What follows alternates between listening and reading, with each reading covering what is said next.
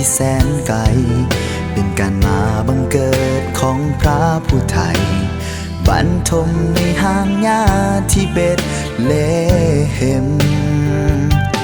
เมื่อนั้นเล่าทูตสวรรค์บอกเล่าข่าวดีแก่คนเลี้ยงแก่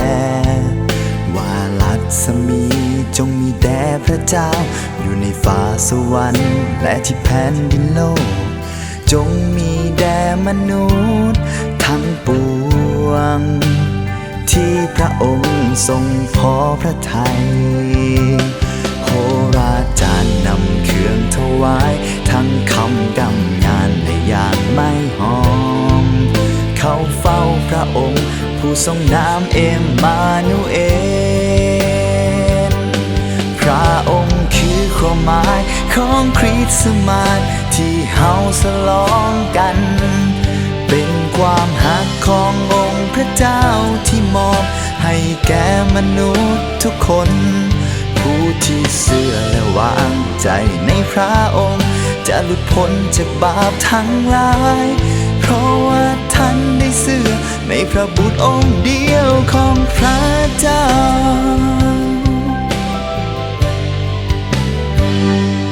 ในค่ำคืนที่เหน็บหนาวเห็นแสงแวววาวของดวงดารา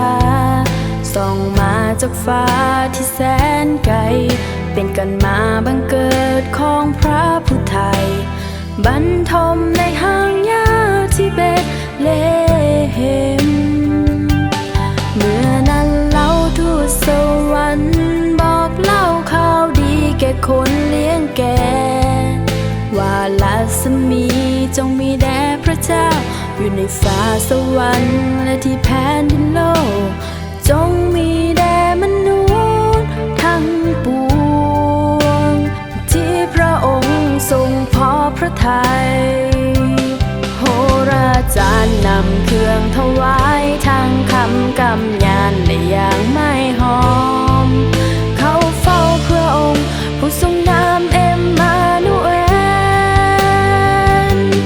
พระองค์คือความหมายของคริสต์มาสที่เฮาฉลองกัน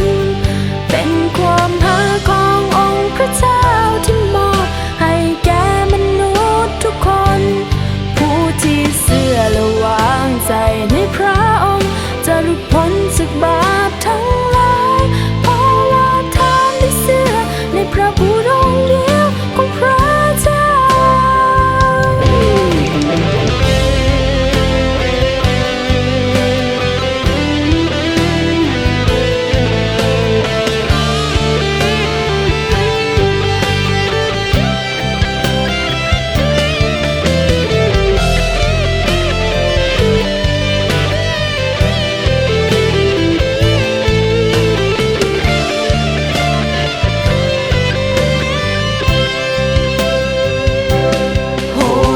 จารย์นำเครื่องถวายทั้งคำกำยานและอย่างไม่หอ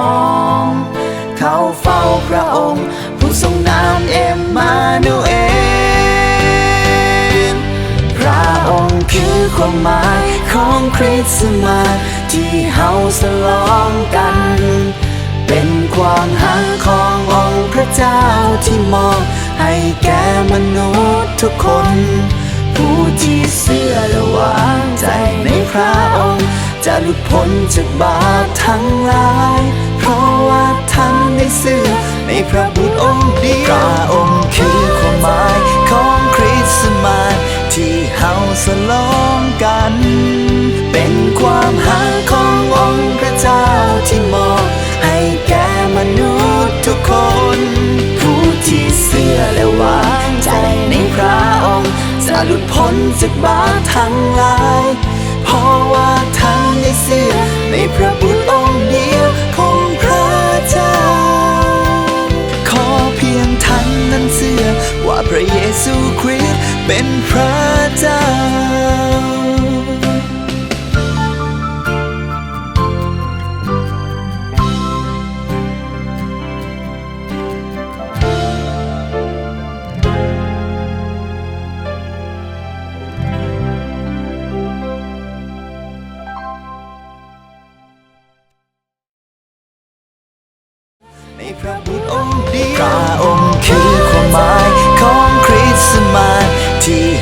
สลองกัน เป็นความหาขององค์พระเจ้าที่มอบให้แก่มนุษย์ทุกคน ผู้ที่เชื่อและวางใจในพระองค์จะหลุดพ้นจากบาปทั้งหลายเพราะว่าท่านได้เชื่อในพระบุตรองค์เดียวของพระเจ้า ขอเพียงท่านนั้นเชื่อว่าพระเยซูคริสต์เป็นพระเจ้า